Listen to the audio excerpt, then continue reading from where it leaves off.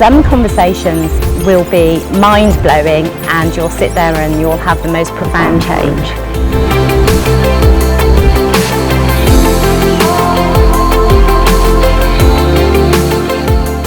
So it's 52 Conversations and I'm joined by Damara. Dee, as I know you. Hey guys. Who are you? Who are you?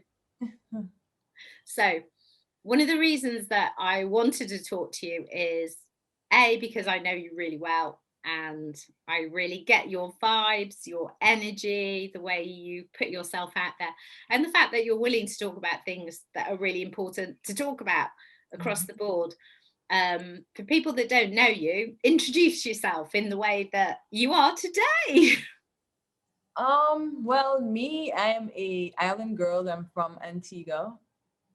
I've been an entrepreneur for the past 11 years. My field is media, more specifically I DJ. I'm a radio personality, and outside of that I'm a graphic artist, a creative. So I spend a lot of time doing creative stuff. Don't mind the person walking. Yeah, I was like, who's that? That's just my aunt. Make her say hello. When she passed back, I'll let her say hello. So I'm a creative basically, and I'm big on technology, and I love gadgets, and yeah, that's just me in a nutshell. So you just talked about the gadget thing, and that's one thing that I love about you, that you're into all that kind of stuff, because that's so not my thing. I'm like, no, that's way beyond me, and the fact that you understand all of that is great. Because in a way it kind of makes me think about the way, so this is the way these conversations always go, they're really organic, right? Because it's made me think about how we get stereotyped still. Yes. So you must have met a lot of that with what you do. Yep, of course. People are stunned or surprised to know, like, oh, you DJ? Okay, I didn't know that. Or especially because it's a male-dominated space, and also even with where graphics are concerned, I don't know how a graphic artist is supposed to look, but when I tell people I do websites and I create graphic designs, it's like, oh, okay, I didn't know that. So it's not a typical job that a young lady of my age, would pick up and run with. It's a bit different. Well, I think you're definitely different in all the right ways. But isn't it interesting that we're in 2021 and we're still talking about stereotypes and what people think people should be doing based on how they look? Yep. For me, it's a Caribbean thing too. Like we tend to judge people a lot by their appearance in this small society, and everybody knows everybody, and everybody knows what this person should be doing with their life. I'm pretty sure you experience it living here in Antigua, how kind of close-minded we can get at times. Yeah. Well, you know what? It's kind of funny though, because I'm back in my little village. Literally little village, and although the local city is a city, it doesn't necessarily feel like a city. It's a small city in the countryside, and sometimes I struggle when I'm back here, because I'm like, oh, do you know what, so small-minded, why can't they think further than these tiny parameters? But it's just the way that it is, right? And it's very similar to the situation that you're talking about there. So I'm going to go all the way back to come forward to where we are tonight, actually today when this goes out. So we met originally, I was giving a talk, and I came to that talk and I nearly cancelled that talk because I'd been in a car crash. And I was feeling a little bit like raw, and I showed up and I was my true rawness, and actually that's what made our connection. Yes. And even before that, I think the organizer asked me, because it was a business development type workshop.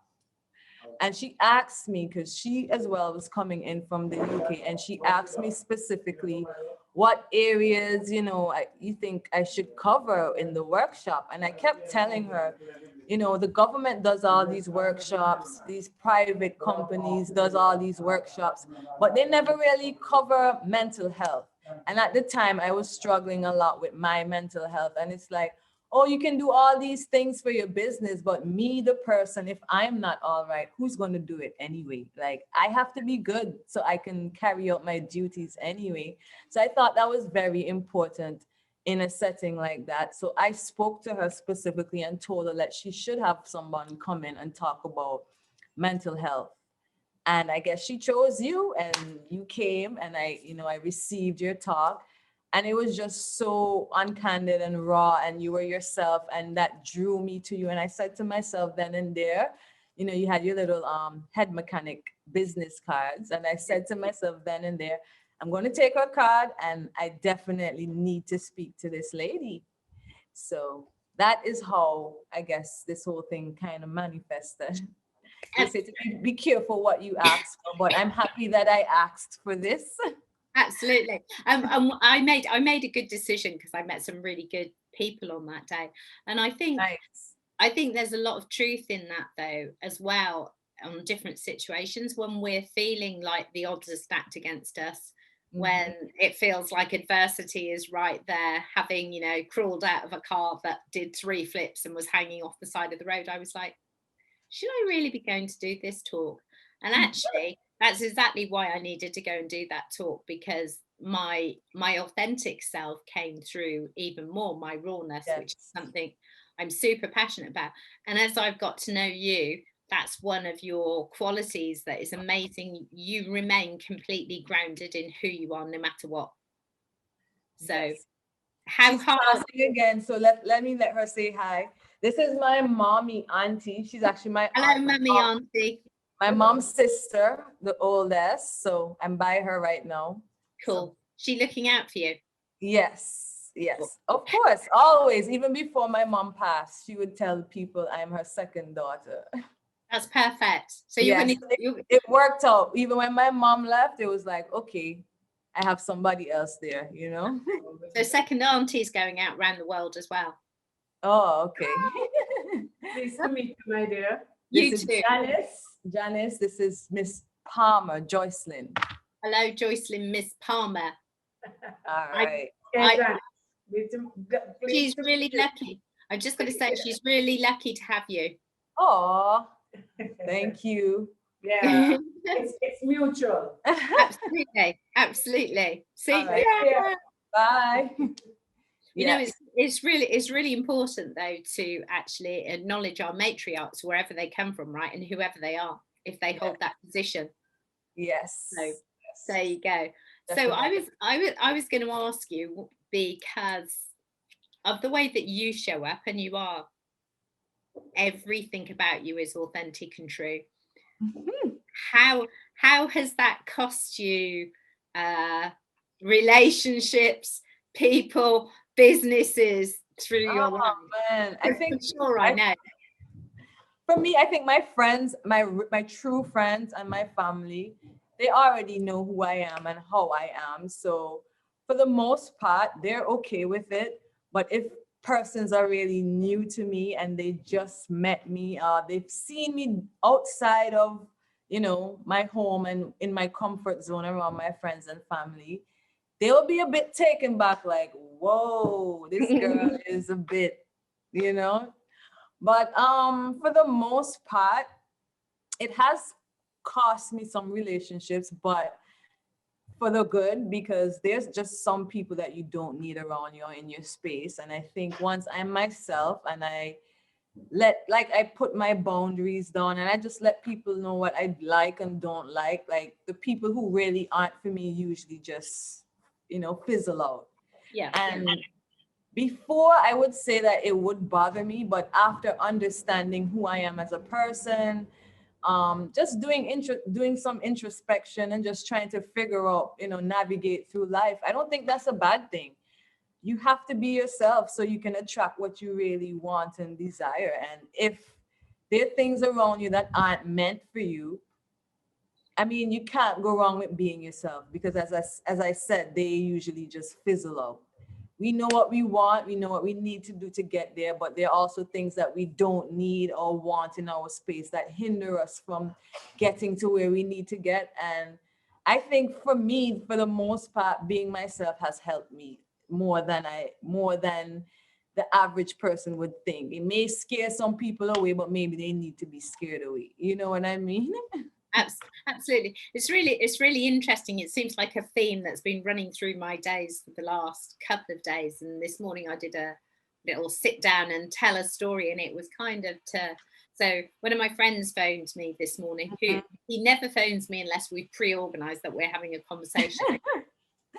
So because we'll chat and we'll say, right, because we're both kind of busy, and if we're going to talk, our talks are normally like 2-3 hours. So the long talk, catching up, right? I know how that is. Yeah. So we have to book them. And I was doing my yoga, and I don't know why I stopped. The phone rang, and I would normally have it on silent.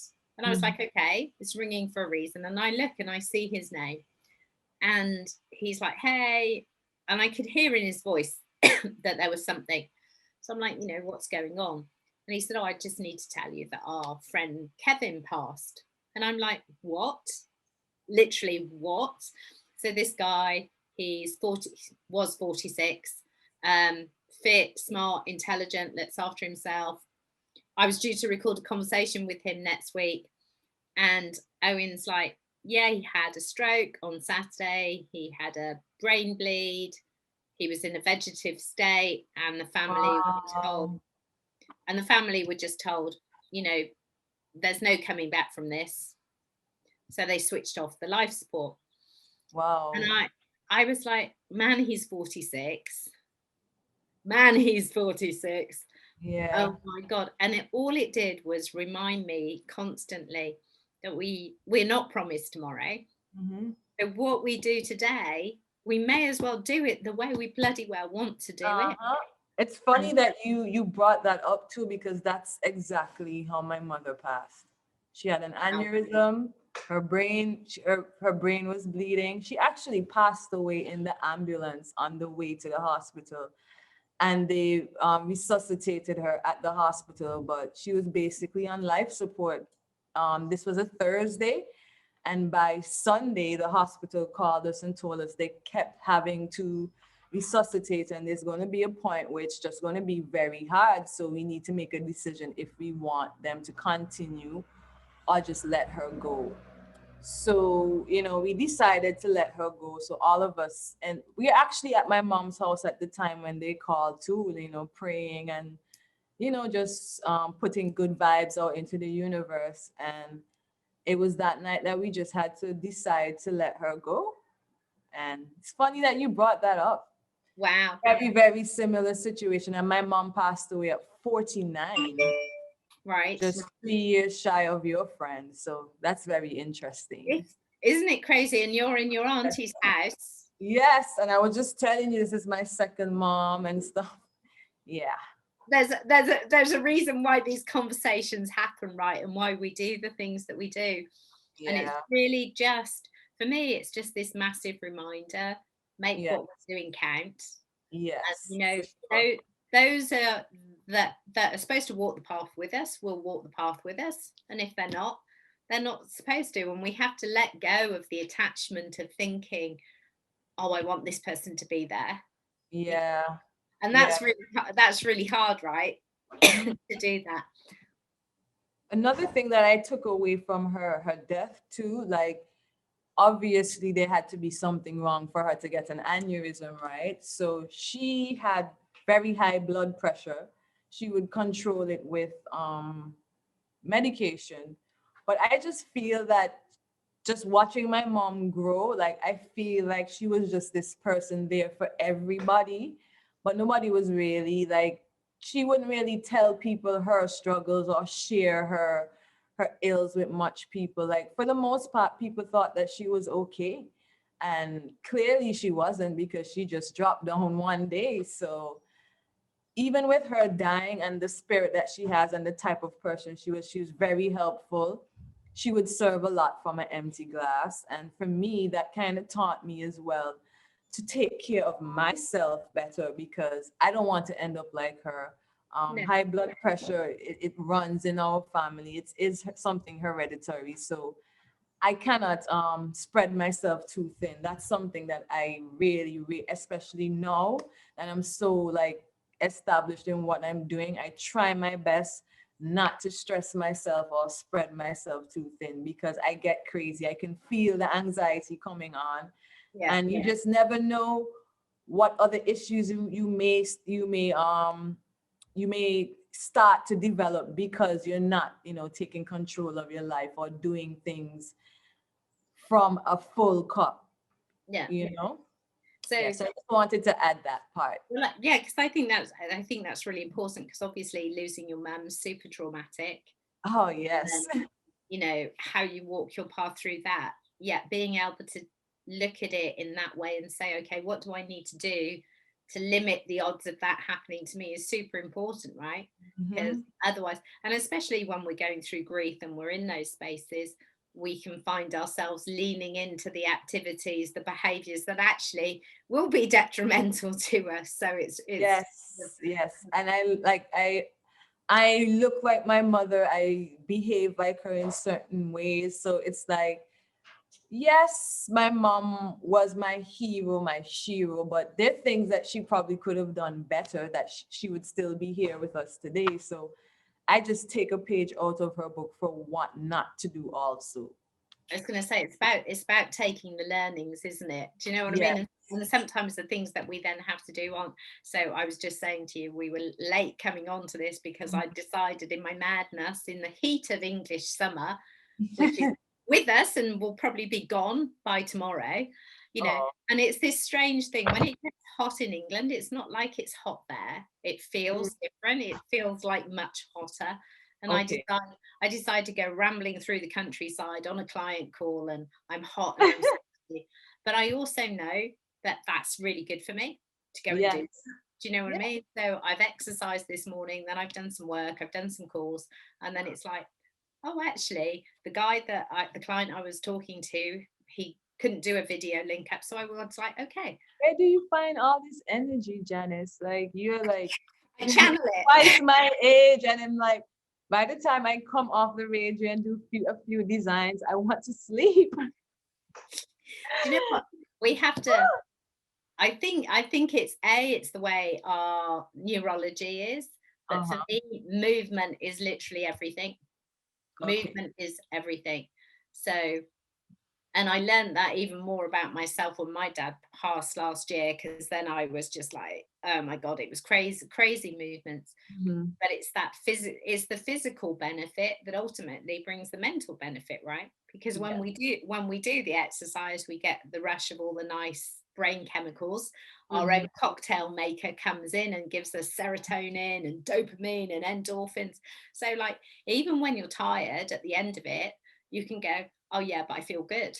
So for me, that's true. That's true.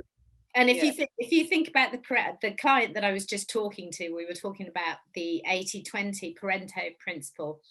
So he's a guy, he's in New York, and he's 28 days into a juice detox. And I think he's 6'4" or something, and he's dropped from 230 pounds down to, I think, 198 or something.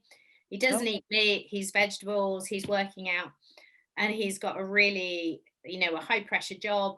And he's like, oh, but my brain is on fire now. And I said, yeah, because you're putting really good nutrition into it and you're doing exercise. And it's like everything. We should be doing 80% of stuff that we know is really good for us, and the 20% could be stuff that's not necessarily so good for us. Got you. It's about balance, isn't it? It's all about balance. Thank you. Something to think about. Thanks for that one. That's okay. I want to come back to you then. So where did this passion for music come from? Let's go with the music first. Where did that come from?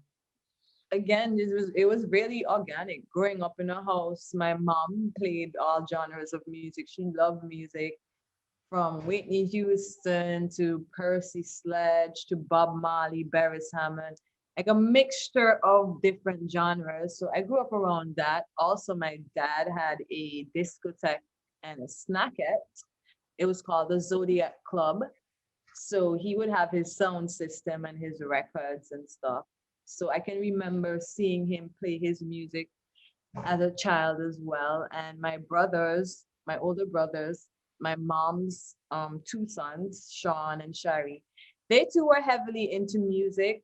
My middle brother, Shari, he was very into the alternative stuff like Green's Day and like those soft punk rock bands, but he would still listen to like hip hop.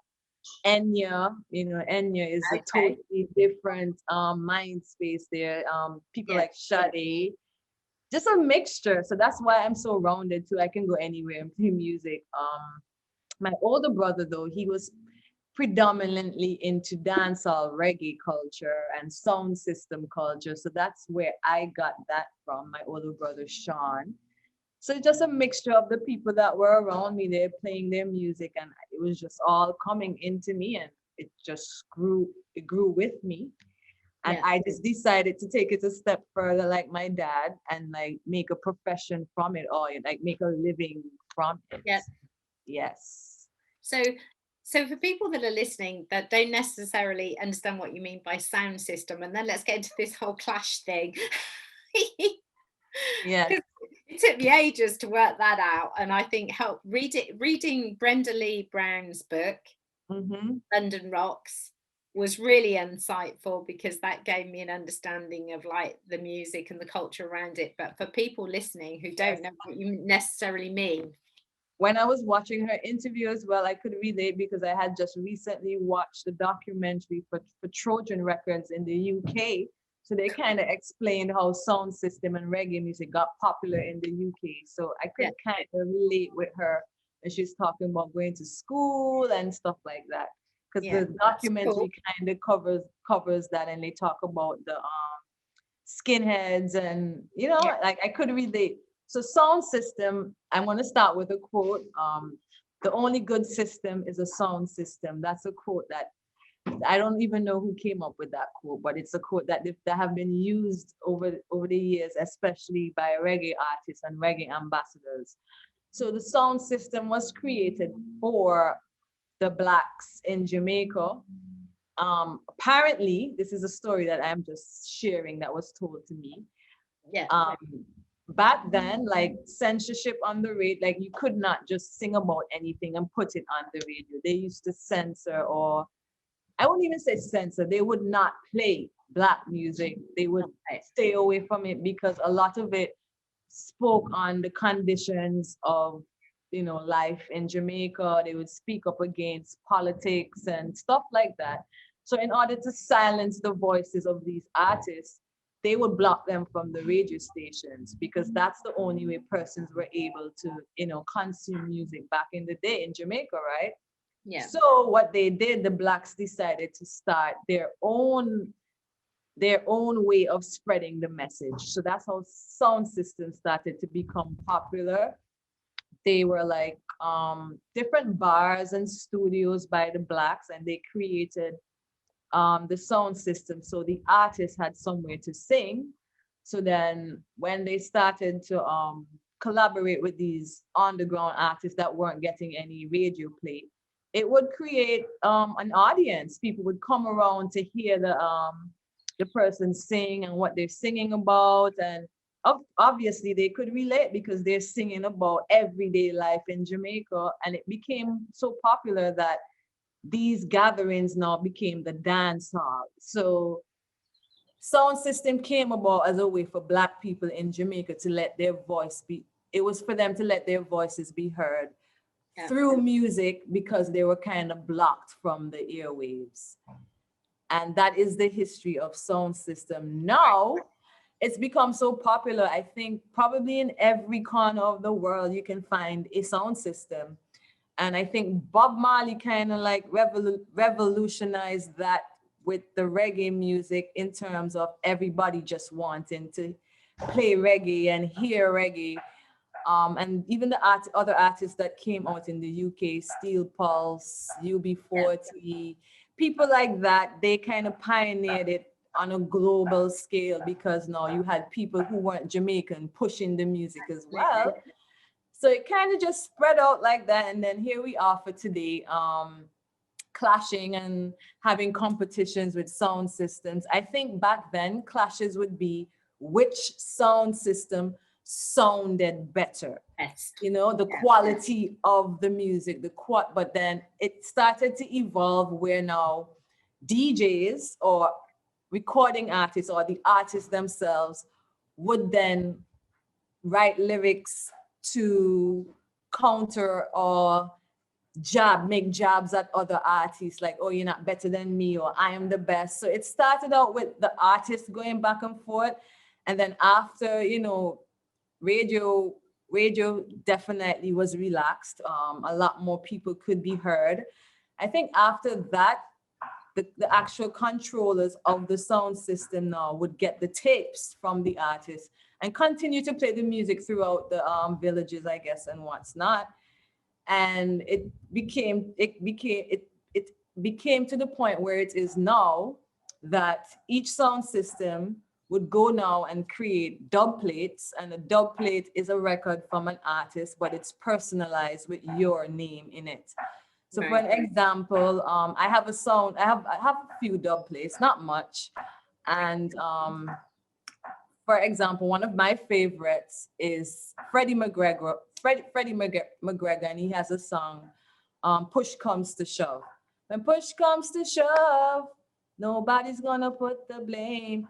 So in that song, he actually, instead of saying, when push comes to shove, nobody's gonna put the blame on me, he says, nobody's gonna put the blame on Sister Soldier's sound. So cool. Over the years now, the DJs and the selectors started to collect records, personalized. You have to pay for them too, which is another part of it. And then they would now have a competition amongst themselves, who can rewrite the best or who can turn this song into their own. And for me, I came in an era where it was very much well established at this point, and you had sound systems going against each other, playing each other's dub plates. And the cool thing about it, there's no real judging system. The people who are judging are the people that you're playing for.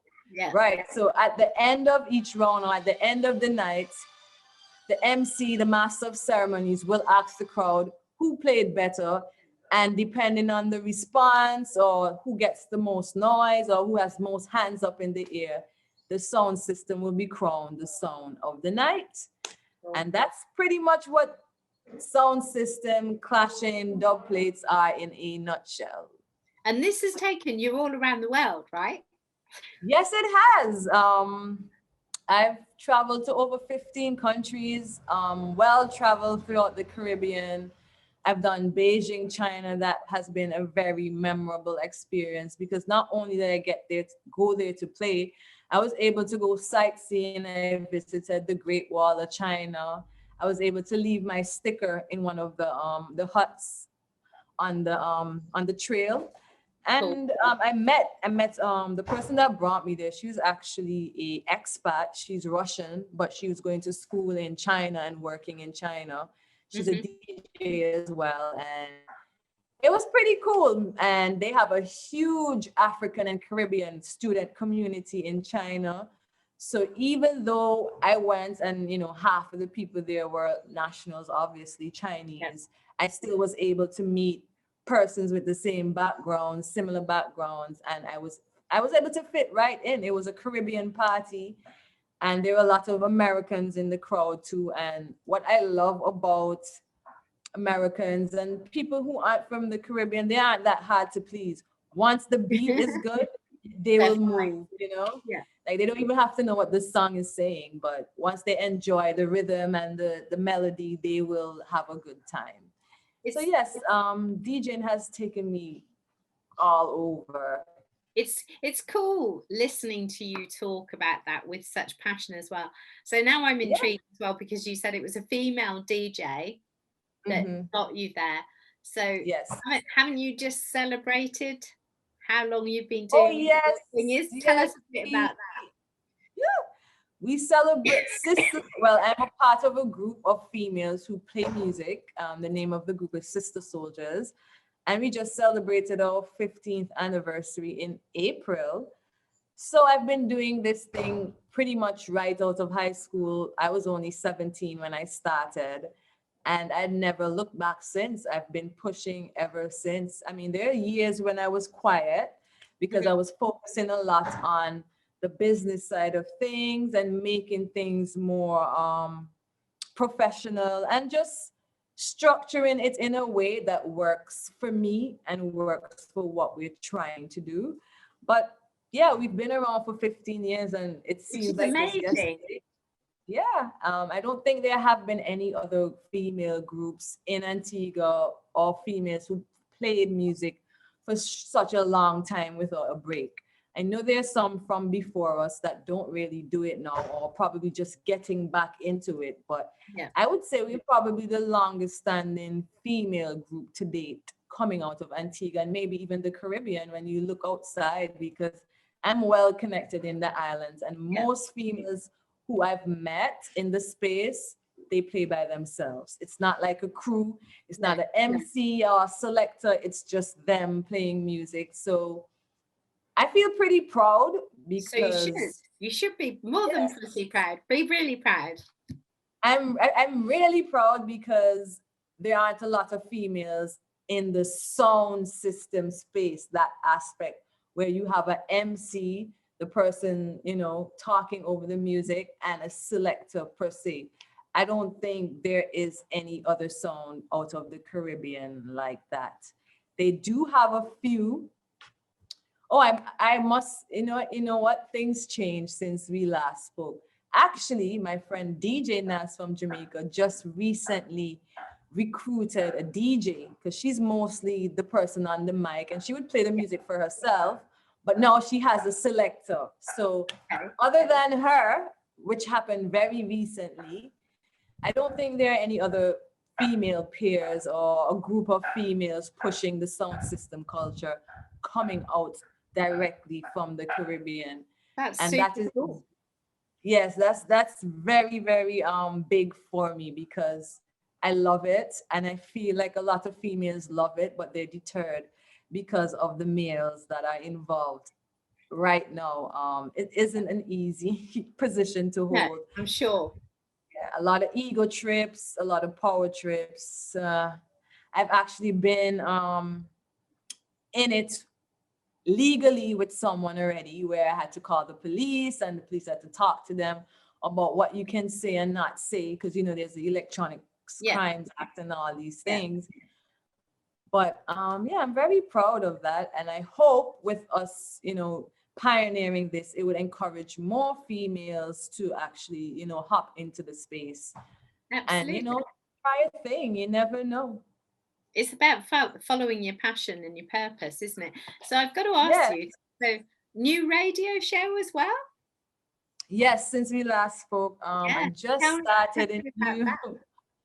Yeah, we just started a new gig at Platinum FM. Platinum FM is the newest tier of Pointville Communication. So there's Point FM, there's Point Express, and then now there's the sister station, Platinum FM, strictly entertainment based and for the younger demographic, persons in my age range, maybe a little older, but definitely for the young ones coming up.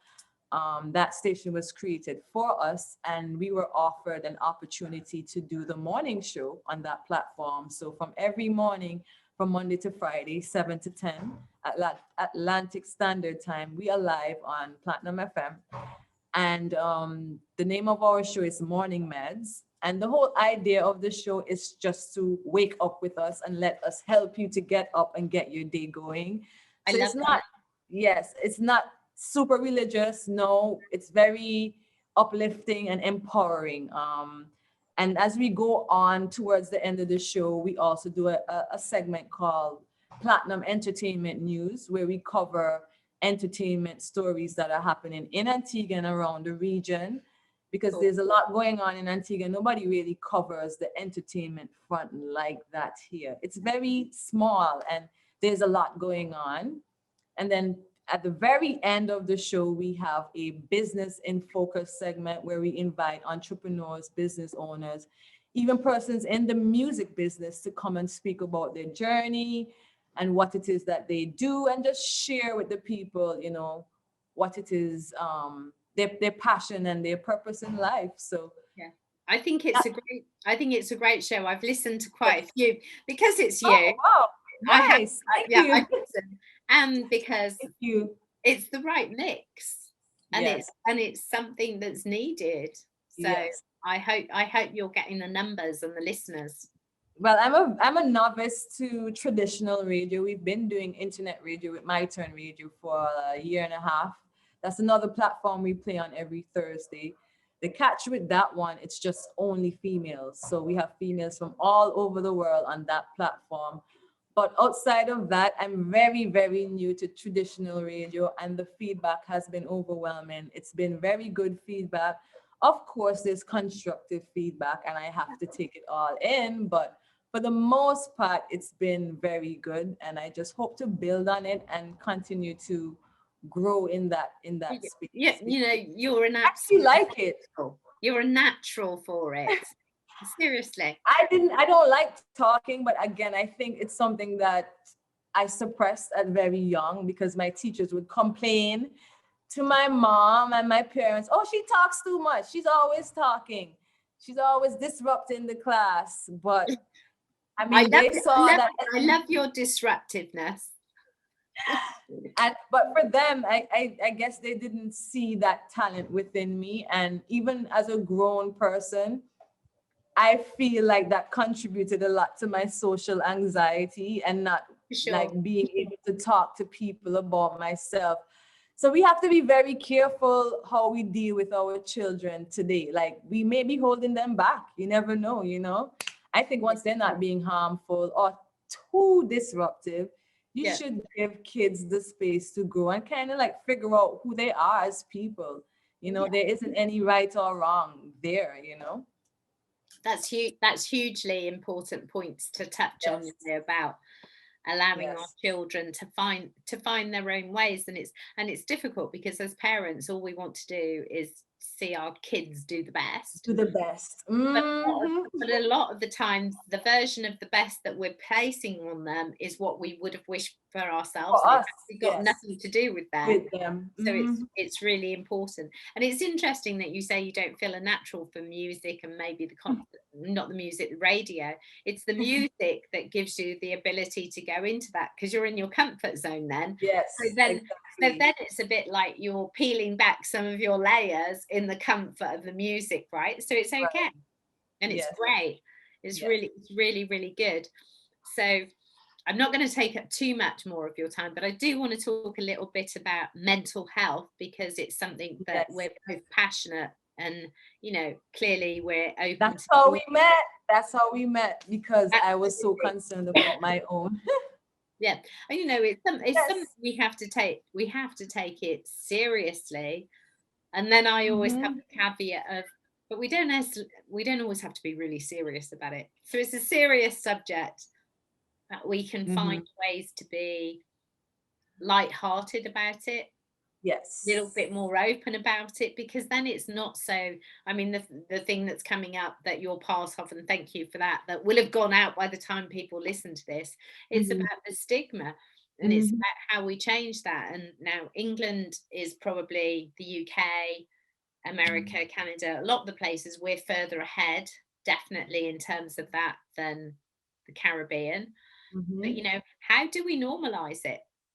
How do we normalize it other than talking about it and not hiding it? I want to go back to how we met too.